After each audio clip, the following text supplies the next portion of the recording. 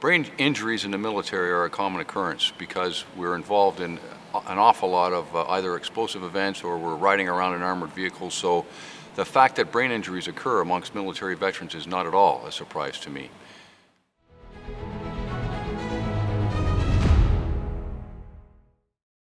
I served 39 years in the Canadian infantry. I'm a graduate of the Royal Military College system. I had an opportunity to command at the platoon, company, battalion, task force, and multinational level, as well as Canada Special Forces, always in a position of command. So I've had all sorts of exposure to a number of our soldiers across all the regiments in the Canadian Army.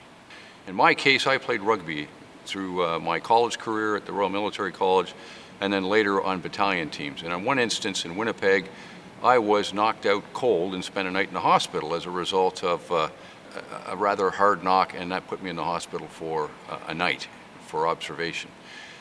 Subsequent to that, because the infantry today is largely mechanized infantry, you spend the bulk of your time in armored vehicles being constantly knocked about.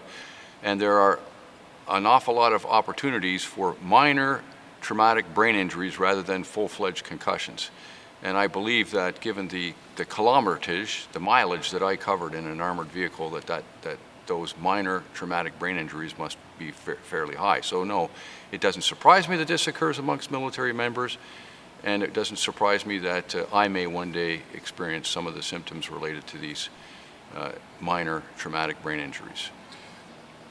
You absolutely have to train like you fight, but that doesn't mean you have to expose your soldiers to multiple concussive events in order to achieve the aim.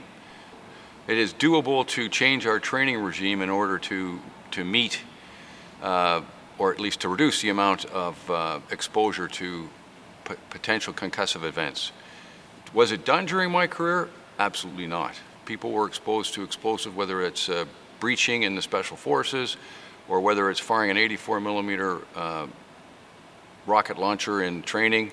These are events that were repeated over and over again and caused, I believe, concussive events amongst some of our soldiers. So in my humble opinion, I think you can get to that train like you fight mentality, that train like you fight necessity, without exposing people to multiple concussive events. I decided to donate my brain because I believe that looking at this scientifically will help the soldiers of the future perhaps avoid some of the effects that my fellow veterans are experiencing today.